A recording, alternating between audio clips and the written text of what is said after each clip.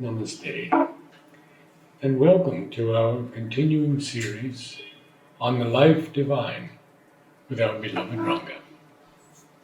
Today we begin a new chapter, chapter 20, Death, Desire, and Incapacity. So, to situate ourselves, let us say that Sri Aurobindo is now trying to establish the connection between spirit and matter. He's showing that essentially they are the same reality, though they take different forms. And as it comes down from the highest level to the lowest, it seems to undergo a limitation and an imperfection and even a distortion.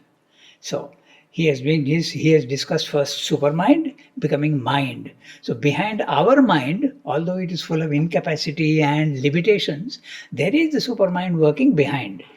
But it is there at the back supporting the mind. Now he has discussed the same thing with life. And life, so he is going step by step. First he has described mind, then he is describing life, then he'll go on to matter and show that they are all these three things which are there in the universe, the three planes of consciousness, matter, life and mind, they are connected with the highest Satchidananda. He is establishing that. But while he is doing that, he also goes into details about what is life, what are its characteristics, how can it be changed. So there are 4 or 5 chapters on life. Just as there were 3 chapters on supermind and mind, now there are also, so death, desire, incapacity is one. So he is describing life. So what is life? We must be very clear that when we see in the physical world life, we recognize life by birth, growth, death. Then there are some other things like breathing, heartbeats, taking in food, ejection, all these things are there, signs. He has listed all those things, breathing. But he says these are not the essences of life, they are only the outer manifestations of life. Life can be there even without breathing, even without these manifestations. There need not be any growth. It can even be inertly present even in matter, it is there. So he is establishing this. So now he has established. So when we understand life, it is not what we understand by insect life, animal life, human life, animal life. It is not that. It is life is really a force. It is prana. And this force can take many, many types of forms. It can be thermal force, it can be electrical force, it can be mechanical force, it can be even muscular force. All this is prana. Essentially, it is force.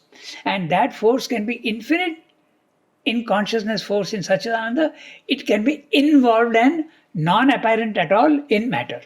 So this is life.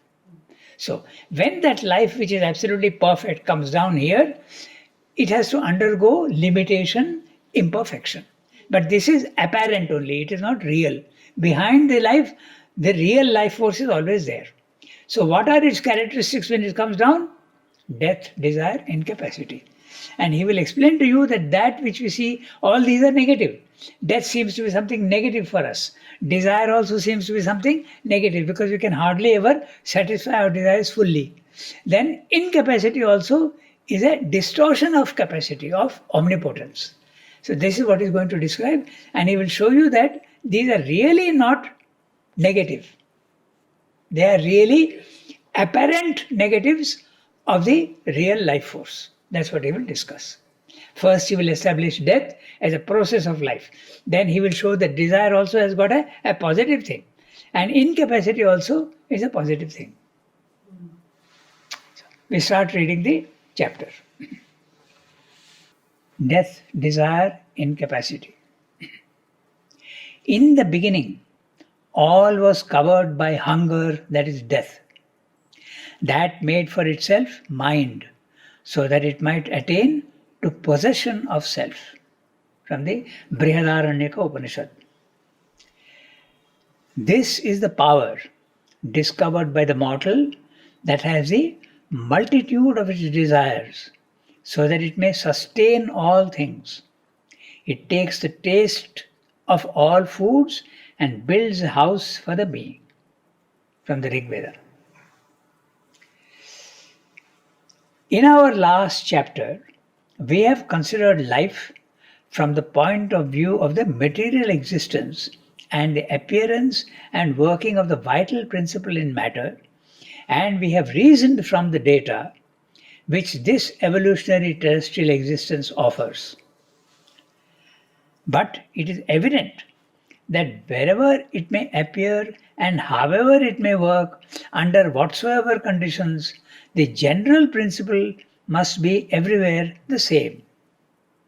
Life is universal force, working so as to create, energize, maintain, and modify, even to the extent of dissolving and reconstructing substantial forms with mutual play and interchange of an overtly or secretly conscious energy as its fundamental character. In the material world we inhabit, mind is involved and subconscious in life, just as supermind is involved and subconscious in mind. And this life instinct with an involved subconscious mind is again itself involved in matter. Therefore, matter is here the basis and the apparent beginning. In the language of the Upanishads, Prithivi, the earth principle, is our foundation. The material universe starts from the formal atom, surcharged with energy, instinct with the unformed stuff of a subconscious desire, will, intelligence. Out of this matter, apparent life manifests, and it delivers out of itself by means of the living body, the mind it contains imprisoned within it. Mind also has still to deliver out of itself the supermind, concealed in its workings.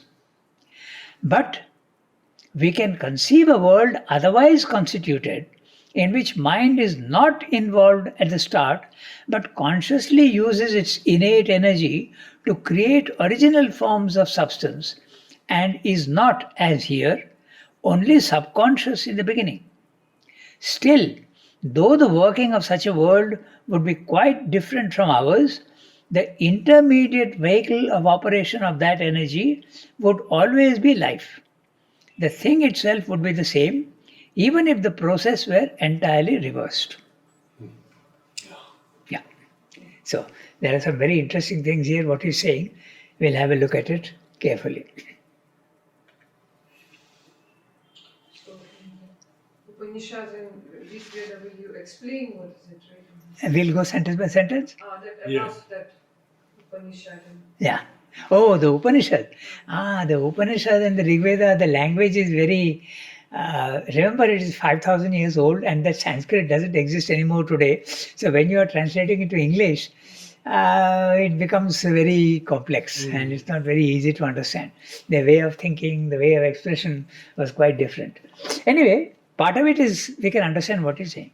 Okay, we'll see the Upanishad first. In the beginning, all was covered by hunger, that is death. Okay? So, all was covered by death. Let hunger alone now.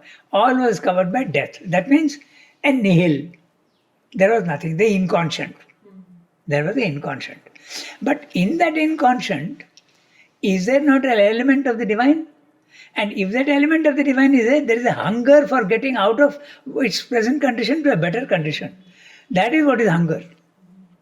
What is hunger? You are wanting something which you don't have. So that's what is meant by this hunger, that is death. It's a death, it's inconscience, but there is a hunger in it.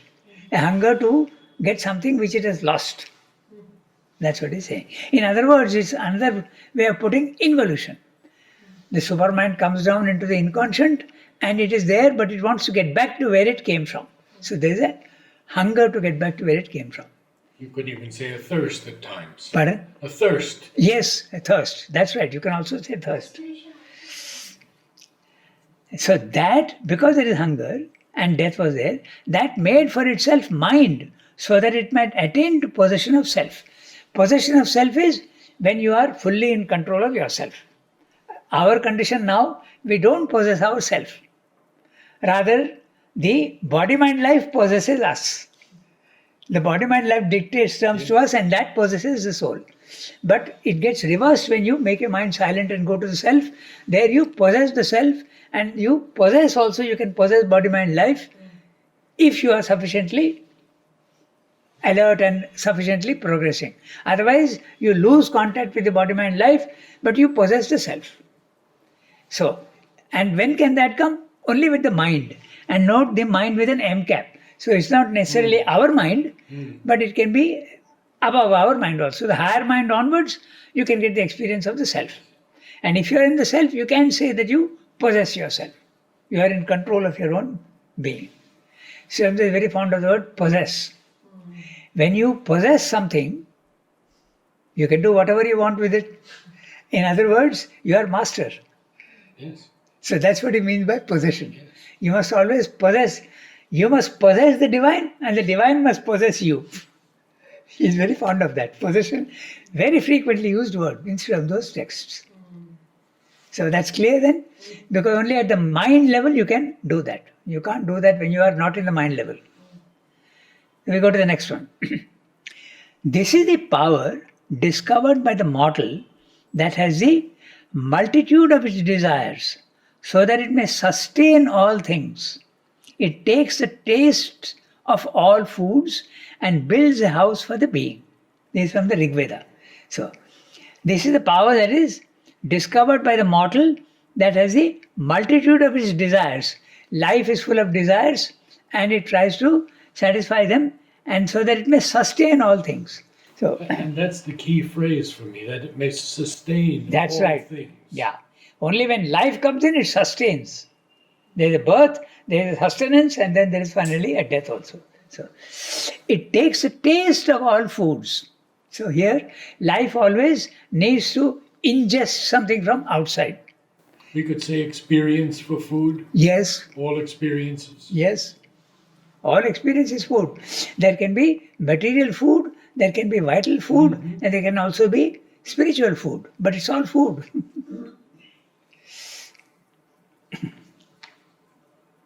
Actually, little diversion, it's interesting, but at our physical level, if I don't take food, I will die.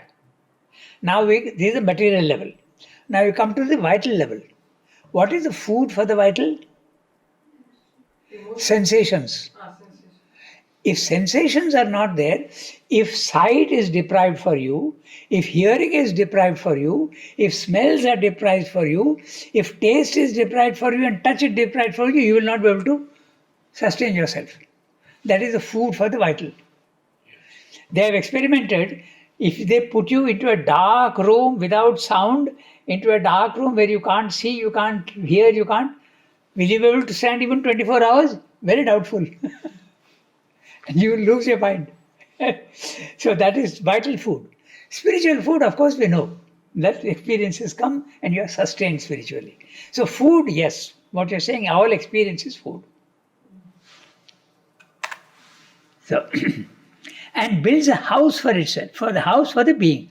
The house is the physical form in which life is there. Yes. You are a house, I am a house, a worm also is a house. Even the atom is a house. So, now we start looking at what he's saying. In our last chapter, we have considered life El Cap, the principle of life, not as we understand it, from the point of view of the material existence and the appearance and working of the vital principle in matter, and we have reasoned from the data which this evolutionary terrestrial existence offers.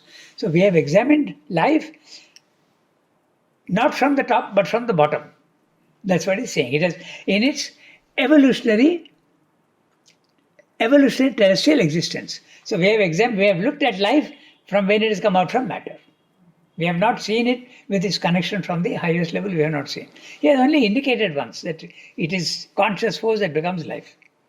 So, but it is evident that wherever it may appear and however it may work, under whatsoever conditions, the general principle must be everywhere the same.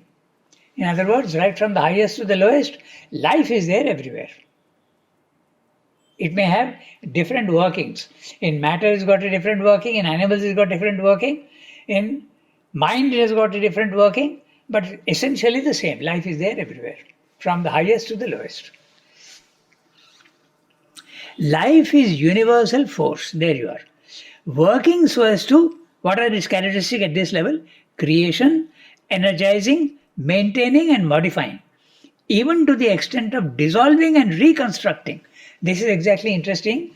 He says that when there is death, even the decomposition of the body is a function of life. It is life that decomposes the body. It's not a material phenomena. It is life that is decomposing it. Okay, so that's what he's maintaining. He's saying even to the extent of dissolving and reconstructing substantial forms, forms with substance, with mutual play and interchange of an overtly or secretly conscious energy as its fundamental character. So when life is making material forms, it makes mutual forms, but there is always an interaction between all these forms. Even at the atomic level, there is an interaction between different atoms. They come into molecules and then they also separate. Then at the life level also, even at the stage of the worm or even unicellular creatures, there is always an interaction with the environment.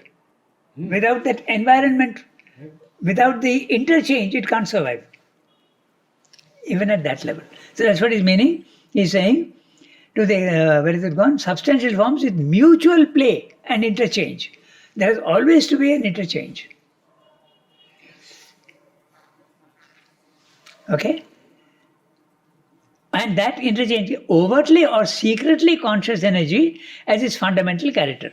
In the animal world and the human world, the interchange is quite overt. But in matter, it is secret. It is not. And in the plant world, it's modestly. Yes, in the plant world, it is. You can't see it, but there is an interchange. Yes. In fact, we have seen when we are doing that even plants, they exchange vibrations. If one plant is hurt, the other plant also responds in kind. They have seen that. Okay, so interchange is always there. In the material world we inhabit, mind is involved and subconscious in life. So, in the animal world, which is life, mind is there, but it is subconscious. It is involved, but not yet overt. Like the bud. The bud has the flower, but it is not yet showing the flower. It comes up. Okay? So, subconscious in mind. Then he's saying, just as supermind is involved and subconscious in mind. So even in the mind level, there is supermind. So that also has to one day flower out. So you have life is involved in matter, mind is involved in life, and supermind is involved in mind. Again, we come back to that Russian doll. Yeah. Okay, so therefore, matter is here the basis and the apparent beginning. Note the word apparent. Why is he saying apparent? A scientist will say, yes, matter is the beginning. From matter is coming out plants and coming out mind and everything is coming from matter. So why is he saying apparent? Because the real thing is the supermind. Exactly. The real thing is there. Here it's apparent that it is there. Which science has not caught. Yes, exactly. Science has not yet caught that. So see how important each word is instead of though. You have to very carefully look at each word. Okay, so apparent beginning. In the language of the Upanishads, Prithvi, the earth principle, is our foundation. The material universe starts from the formal atom. The word formal has got several meanings. One is for a party you have a formal dress. Something conventional, something. But when he is using the word formal, very often Srivendra is using the as an adjective to form. Yes. So you have to be very careful about the use of the word formal. That which has got form. That's what it means. Okay? So even in the material universe starts from the formal atom, surcharged with energy, instinct with the unformed stuff of a subconscious desire. Now, what do you understand by unformed stuff? It's interesting. Very. Unformed stuff. When you have a desire, it's got a definite form. But desire can be without any specific target. You don't know, but you are hungering for something. That's the unformed stuff from which special desires can come out. So Swamdeva is going down to a very interesting level. There is a place where there is desire is there, but it is unformed. If I have desire for food, it becomes formed desire.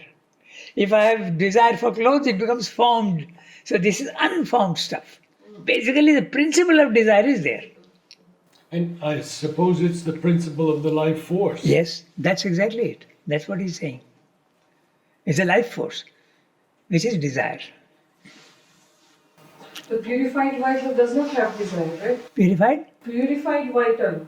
Huh. It does not have desire. Yeah, that's right. That desire gets eliminated.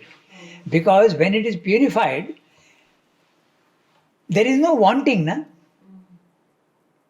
So that gets calmed. But it can become aspiration. Yes, that's right. Dynamic force. Yeah. A purified vital, actually, that's what he will come to. Desire is actually a distorted form of aspiration. That's what he will come to. Desire is something in us which we have lost and we are wanting that. So if you see, Srivda always looks at everything in a positive way. For us, a desire something can be very harassing. It can harass me if I can't satisfy my desire. Na? He uses the word harassing. It harasses you.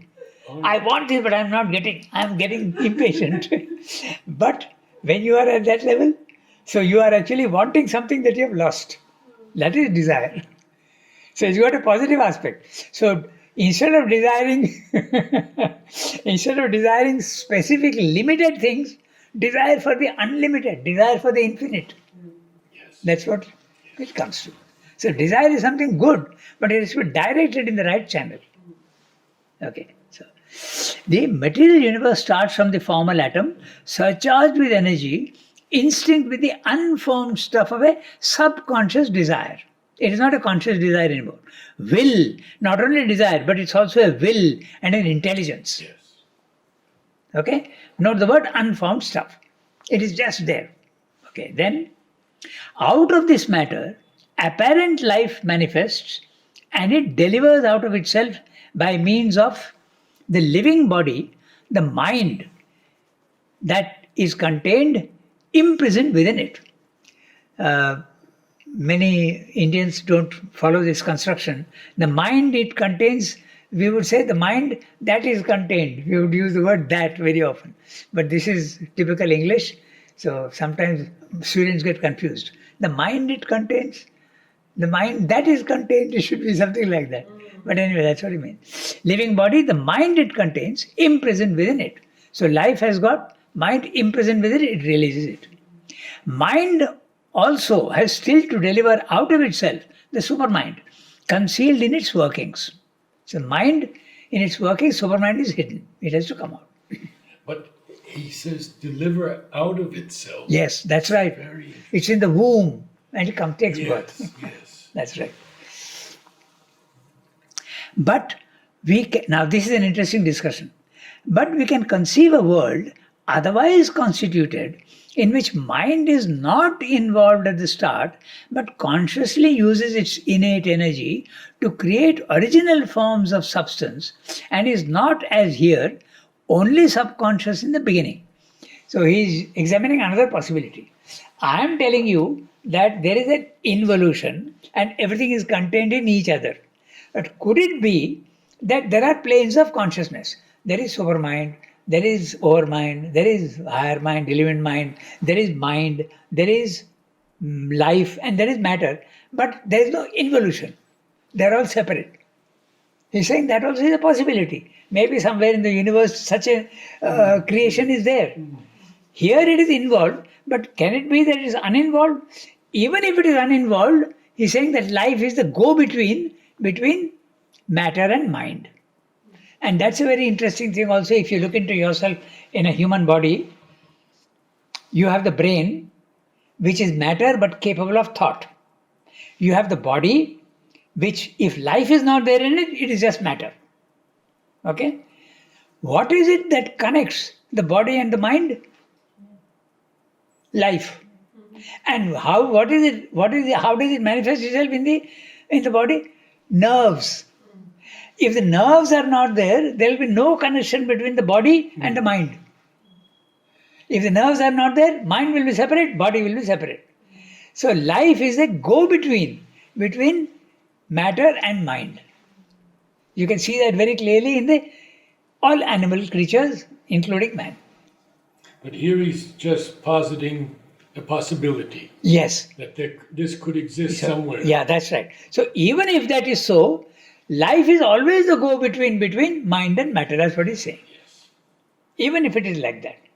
But in our world, it's not like that. There's an involution. They're all connected. Okay? So, but we can conceive a world otherwise constituted in which mind is not involved at the start, but consciously uses its innate energy to create original forms of substance and is not, as here, only subconscious in the beginning. So it's possible to have this different type of arrangement in which mind is using its energy to create forms without being involved. Okay, so, and is not as yet subconscious in the beginning. Still, though the working of such a world would be quite different from ours, the intermediate vehicle of operation of that energy would always be life. So life is always going to connect. Whatever the arrangement, even if involution is not there, life will always be the go-between. It will be the intermediate between mind and matter. That's what he's saying. Okay?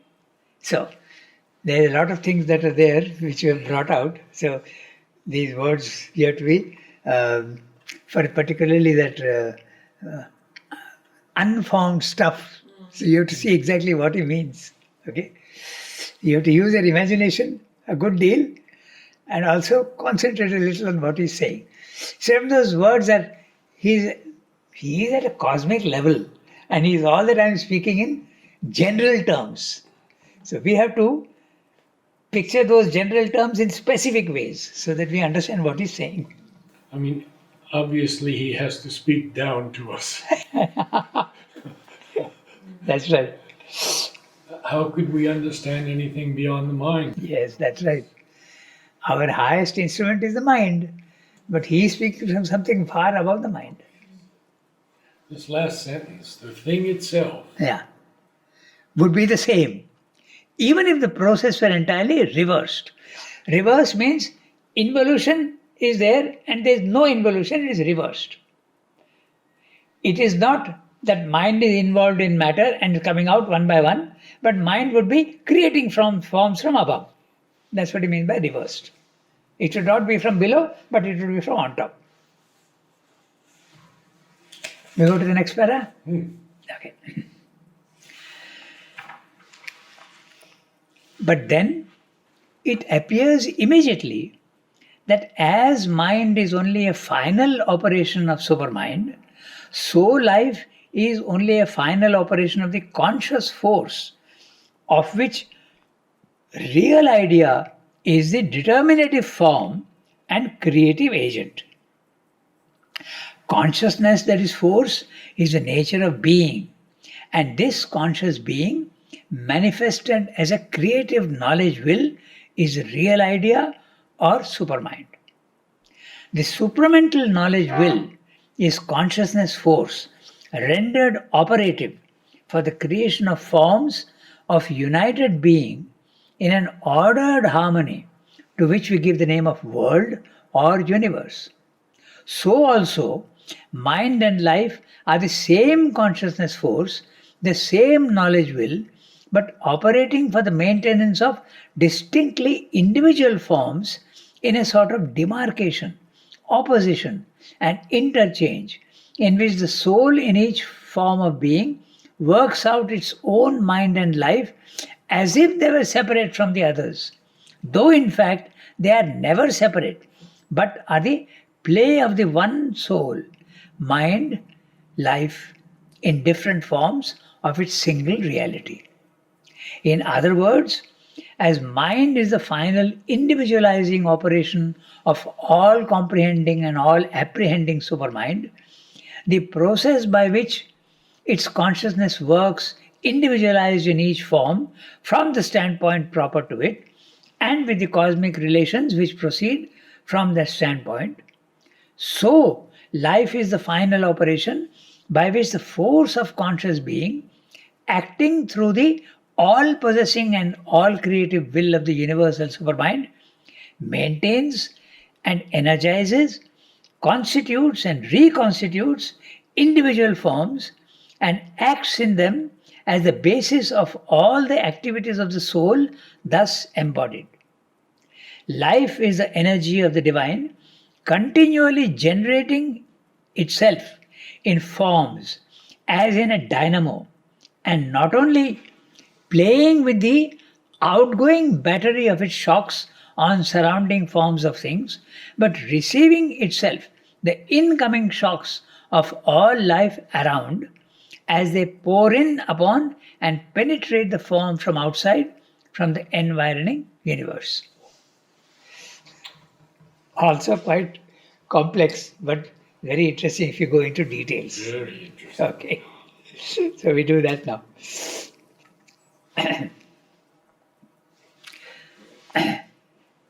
But then it appears immediately. This is clear. He's saying that just as mind is a subsidiary form of supermind, it's a limited form of supermind. Similarly, life also is a subsidiary form, or if you want, a limited version of the conscious force. Sat, Chit, Ananda. So Sat becomes matter, Chit, Shakti. Usually the word Shakti is not used, but Chit, Shakti are always together. Consciousness and force. Consciousness is a force. They are all involved in each other.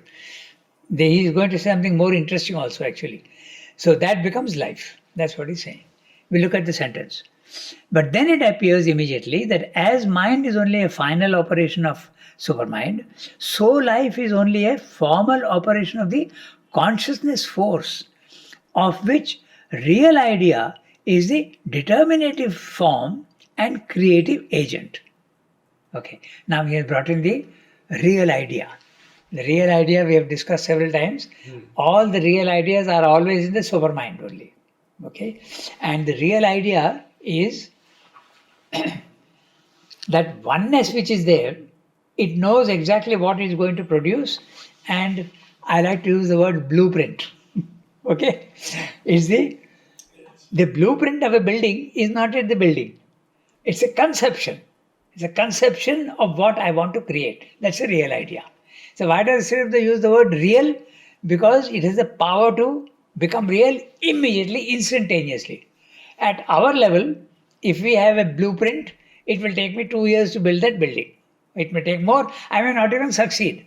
But in the supermind, whatever is the real idea is bound to get executed, bound to happen. That's why he calls it the real idea. So all the possibilities of the universe are there in the supermind as real ideas. But they are in a state of non-manifestation. As soon as it comes down to the overmind level, the manifestation starts to appear. Hundreds and millions of possibilities are all there in the overmind, and they come down even more and become realities here. So that's the real idea. Okay, so now he's saying something interesting next is conscious, and the real idea is the determinative form and creative agent. So the real idea is creative agent. It's not just a blueprint. That blueprint has the capacity to become a reality. That's what he means by creative agent. Okay, so consciousness, that is force, is the nature of being. And this conscious being, manifested as a creative knowledge will, is a real idea or supermind. Now, this is interesting. You see carefully what he's saying. Sat, Chit, Ananda, are they three different things? No, they are the same. So, there is a substance which is absolutely subtle, which is fully conscious of itself. So, consciousness and substance is same. It is also force.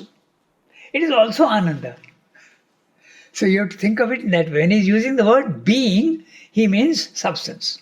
And substance means a subtle substance. So Satchidananda is a subtle substance which is fully conscious of itself. It has the power, it has got force to mold itself into anything it wants. And while it is molding itself to anything it wants, it is also enjoying itself. That is Satchidananda. How do we then apply those three terms? Pardon? How do we apply then those three terms? Satchidananda. Because when they come down, they become separate. Exactly. Just like But the they seed. come down in the supermind. From the supermind, From the supermind. they are coming down here and becoming separate. Exactly. At our level, substance is different from consciousness and different from force. But actually, even here, they are not different. Even in matter, there is consciousness. And Ananda. And Ananda also. And force. We have discovered, man has discovered how to extract the force from matter. Nuclear energy. But we don't know how to extract Ananda from it yet. Maybe a day will come when we can do that also. Okay? It's interesting. But this is what he's saying. So, we read that again. Consciousness, that is force. No, consciousness is not different from force. It is force. It is the nature of being. Being is substance. And this conscious being, this substance is conscious of itself, manifested as a creative knowledge will, is the real idea of supermind. Knowledge and will. So knowledge corresponds to consciousness, will corresponds to force. When that consciousness force comes down here, it becomes knowledge and will. We can see the connection between consciousness and knowledge. Oh, yes. And we can also see the connection between force and will. Will is consciousness diverted and directed towards one particular work. That is will. In Western psychology or Western philosophy, they use the word will. They don't use the word Shakti and they don't use the word force like we do in India. Shakti. Okay, it's the same thing. So, consciousness, that is force, is the nature of being. And this conscious being, manifested as a creative knowledge will, is a real idea or supermind. This supramental knowledge will is consciousness force rendered operative for the creation of forms of united being in an ordered harmony to which we give the name of world or universe. Let's stop here. So beautiful. the supramental knowledge will is creating the universe. And the universe is united being. It's not three different things. It is united being, but apparently it is creating multiplicity. That he will say in the next phrase. In an ordered harmony. That's right. There's a harmony.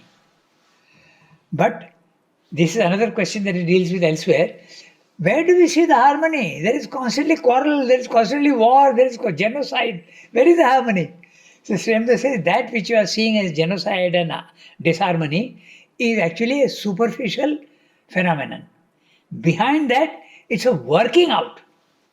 He says that's only like the sea. There are solid waves on top constantly, but deep down there is absolute stillness. So this harmony is there in the world, but superficially you will see the disharmony. Okay? So the universe is to which we creation of forms of united being, not the word united being. Everything is one. Yes. There is no difference. All matter is one, all life is one, seeming to be different. Multiplicity is a phenomenon of illusion. Illusion in the sense that you are not seeing the reality. All beings are one. Yes. That's the big one. But operating for the maintenance of individual forms in a sort of demarcation, opposition and interchange, not the words. He uses the word demarcation but not division. We have discussed this earlier also once, you remember? If I have a picture and I want to make a jigsaw puzzle out of it, I mark out the places where I want to cut. Okay? I have demarcated it. But I have not divided it yet. In the physical world, we are seeing dividedness. Actually, it's only a division, it's a demarcation. That's what he's saying. There is no division. There is only demarcation. But we are seeing division because of ignorance. Unless we rise to the higher level. Yes. When you rise to another level, you will see that there are only demarcations and not divisions. That's right. There are some very basic concepts that we must keep when we try to understand all these things.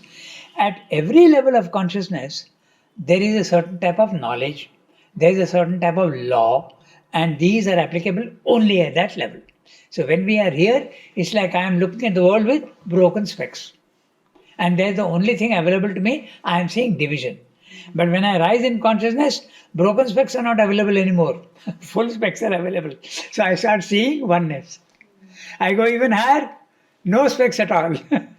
So every world has got its own instrumentation for knowledge, its own laws, and they are operative only at that level. This is very easy to understand, just like we discussed one day. In India, the laws that apply in India are not applicable in other countries.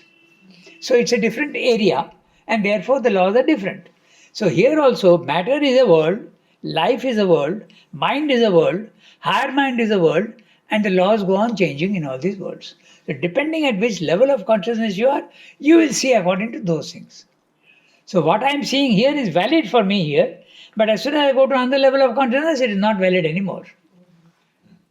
So in a sort of demarcation, and this demarcation also we see opposition, but there is interchange between all the forms. That's what he's saying. There is an interchange always. Okay, so this interchange he will describe in more detail now. Okay, in which the soul in each form of being works out its own mind and life as if they were separate from the others. So I have a body, you also have a body, they are both matter, but we don't see it as matter, we see it as different forms. We see division where there isn't any division. So similarly, you have an individual vital, I have an individual vital, they don't seem to be the same. They have different forms, but essentially it's the same. It's vitality, it is life. Similarly for the mind. So, in the Bhagavad Gita, very clearly you have, it says, divided, seeming to be divided, actually undivided. Okay, so, which the soul in each form of being works out its own mind and life as if they were separate from the others, though in fact they are never separate, but are the play of the one soul, one mind, one life. I am stressing the word one, in different forms of its single reality. There is only one reality, it seems to be different. Just like the kaleidoscope. You have a few beads, but they seem to be 6 times, 7 times. It's just like that. In Vedanta they use the word, the moon reflected in troubled waters. The reality is one, only one moon, but you see them as several moons. Okay. Then, in other words, as mind is the final individualizing operation of the all-comprehending and the all-apprehending supermind, the process by which its consciousness works individualized in each form from the standpoint proper to it, and with the cosmic relations which proceed from that standpoint, so life is the final operation by which the force of conscious being, acting through the all-possessing and all-creative will of the universal supermind, maintains and energizes, constitutes and reconstitutes individual forms and acts in them as the basis of all the activities of the soul, thus embodied. Big sentence, and we'll have to see carefully, we'll go phrase by phrase. In other words, as mind is the final individualizing operation of the all-comprehending and all-apprehending supermind. This comprehending and apprehending we have seen before. Comprehending means the all in the one. And the apprehending is the one in the all. The all, or not, let me not use the word all, let me say many. The many in the one is the comprehending. The apprehending is the one in the many. This is the the truth of the supermind. Both, it contains both the things. Okay? So, comprehending supermind, the process by which his consciousness works individualized in each form from the standpoint proper to it. This is interesting. It seems to create different forms, and each form has got its own nature and its own laws, and it sees the world in a different way. So, from the standpoint proper to it. That's what he's saying. What you will be seeing is not the same what I will be seeing, although what we are seeing is the same. And yet we will be seeing in a different way, from the standpoint proper to it, and with the cosmic relations which proceed from that standpoint. So life is the final operation by which this force of conscious being, acting through the all-possessing and all-creative will of the universal supermind, maintains, energizes, constitutes and reconstitutes individual forms and acts in them as the basis of all the activities of the soul, thus embodied. So what he's saying is that mind comes down into each form and makes you see in a particular way. Life comes down into each form and creates different forms and different operations of life. Sri That's what- Aurobindo speaks about seeing the mother in India, Yeah. where someone would see the Virgin Mary in the West, and another one would see the Earth Goddess Yes. in another place. That's But right. they're all the same. Yes. That's right. So, and all these activities is part of the soul which is embodied in the material form. So, life is the energy of the divine, continually generating itself in forms as in a dynamo, and not only playing with the outgoing battery of its shocks on surrounding forms of things, but receiving itself the incoming shocks of all life around as they pour in upon and penetrate the form from outside, from the environing universe. So what he's saying is that in life, different forms are created, but these forms, he has spoken of interaction, if you remember. So there's always an interaction between all the forms. Individual forms as well as form with the universe. So there are different types of interactions. One is one form interacting with another form. The other type of interaction is one form interacting with the universe. So that also is there. And he uses the word shocks. And yes, Shocks. yes. So this is what he's saying. And incoming shocks. These shocks are of so many different kinds. It can be material shocks. We often use the word impact also. Even when I am speaking now, these words are going into you and you are understanding the words. This is the shock, the physical shock that comes through the ears. The shocks can come through the eyes, they can come through the ears, they can come through the nose, as well as the skin. So all these can come and you will feel them. So, but there is an interaction. You are interacting with the world is interacting with you. Okay? Yeah, I think we stop here for tonight. Wonderful. We'll start with in this view. We'll start next time.